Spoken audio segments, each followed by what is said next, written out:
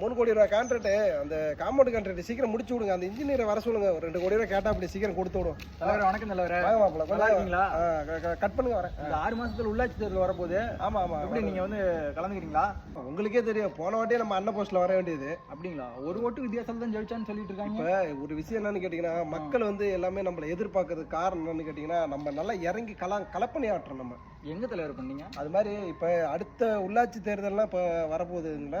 வரப்போகுது. அந்த உள்ளாட்சி எலெக்ஷன்லாம் வந்து பாத்தீங்கன்னா இந்த தலைவர் தான் கம்பல்சரி வேணும் அப்படின்னு சொல்லி நம்ம மக்கள் ரொம்ப எதிர்பார்க்கறாங்க. யாரும் என்கிட்ட வந்து சொல்லவே இல்லை. யாரும் மக்கள்லாம் வந்து தீர்மானமே பண்ணவே இல்லை தலைவர். இப்போ ஒரு கிராமம்னு எடுத்துக்கிட்டா சரி இந்த இடத்துல இவங்க வந்தா நல்லா இருக்குன்னு சொல்லுவாங்க. அந்த மாதிரி எந்த ஒரு தீர்மானமும் பண்ணல. நீங்க எப்படி நீங்களே முடிவு எடுத்துக்கிறதா? அதெல்லாம் நம்ம இறங்கி களத்துல இருக்கிறனால நமக்கு தெரியும், உங்களுக்கு தெரியாது. அதெல்லாம் நீங்க வந்து கொஞ்சம் பொறுத்திருந்து பாருங்க. சரிங்க சரிங்க இப்ப தலைவர். மக்களுக்கு வந்து பாத்தீங்கன்னா நம்ம வந்து பாத்தீங்கன்னா இந்த லைட்லாம் வந்து எரியல அப்படின்னு சொல்லி நம்ம எல்லாம் போன ஆட்சிலாம் நம்ம கேட்டாங்க. சரிங்க தலைவர். அதெல்லாம் வந்து பாத்தீங்கன்னா லைட் நல்லா நீட்டா போட்டு கொடுத்துருக்கோம் ஊரு ஃபுல்லா. அப்படியா? ஊர் ஃபுல்லா லைட் போட்டு கொடுத்துருக்கீங்க.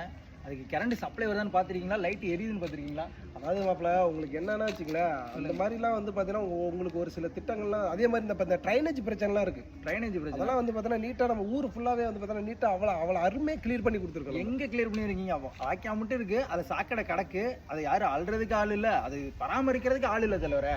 நம்ம பஞ்சாயத்துல கிட்டத்தட்ட 40-50 பேர் போட்டிருக்கோமே. அதுக்காக மழை பெஞ்சா அப்படியே முதக்குது.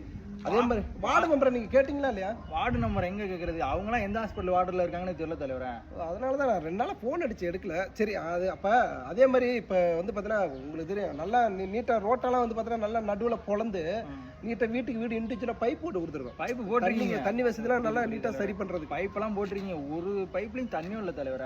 ரோடு மட்டும் பொழந்து போட்டு போயிட்டீங்க. அதை எப்படி பராமரிக்கிறது, எப்படி வண்டி வாங்கணுமா போயிட்டு வரணும்னு அதை நீங்க பாக்குறது இல்ல. இப்ப வருஷத்துக்கு ஒரு முறை தான் வந்து பாத்துட்டு போறீங்க.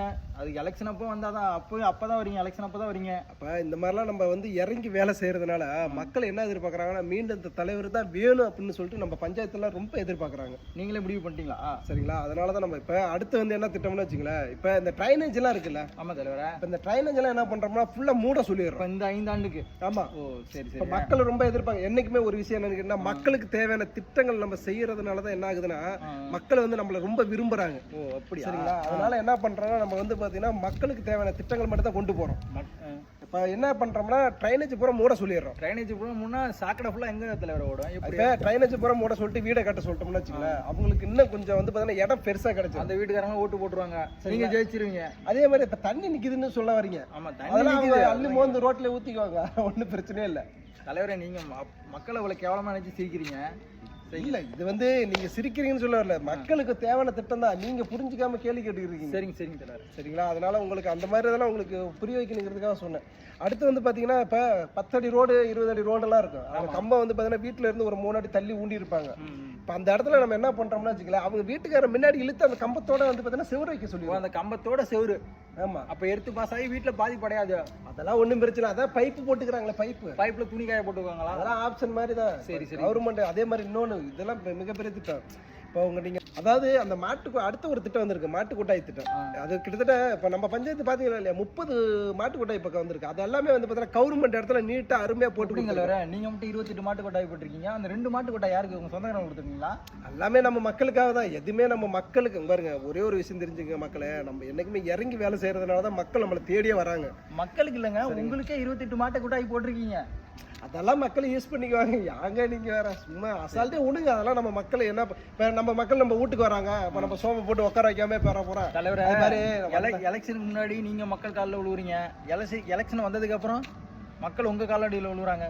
இல்ல, என்னைக்குமே நம்ம மக்கள்லாம் ஒரு மக்களே நம்ம என்னைக்குமே யாரையும் உழுவ வச்சதெல்லாம் இல்ல நண்பரே. மாப்பிள்ள, உங்களுக்கு நல்லா தெரியும், நம்ம என்னைக்குமே வந்து பாத்தீங்கன்னா இந்த உள்ளாட்சி எலெக்ஷன் எல்லாம் நம்ம வந்து பாத்தீங்கன்னா இவ்வளவு தூரம் கலங்கான்றதே வந்து பாத்தீங்கன்னா இறங்கி வேலை செய்யறதுனால மட்டும்தான். நம்ம இவ்வளவு திட்டங்களும் வந்து பாத்தீங்கன்னா மக்களுக்காக மட்டும்தான் செய்யறோம். அது மாதிரி தெரிஞ்சுக்கோங்க. நீங்க உள்ளாட்சி தேர்தல்ன்ற ஒரு நிலைப்பாட்டில் வச்சு மக்கள் நல்லா செய்யறாங்க. மக்களே செய்யறாங்க, பாத்துக்கோங்க. இவர மாதிரி அரசியல்வாதி வந்தா ஓட்டு போடாதீங்க. ஓட்டு போடவே போடாதீங்க. அதான் மாப்பிள்ள அப்படிதான் காமெடி பண்ண அப்படி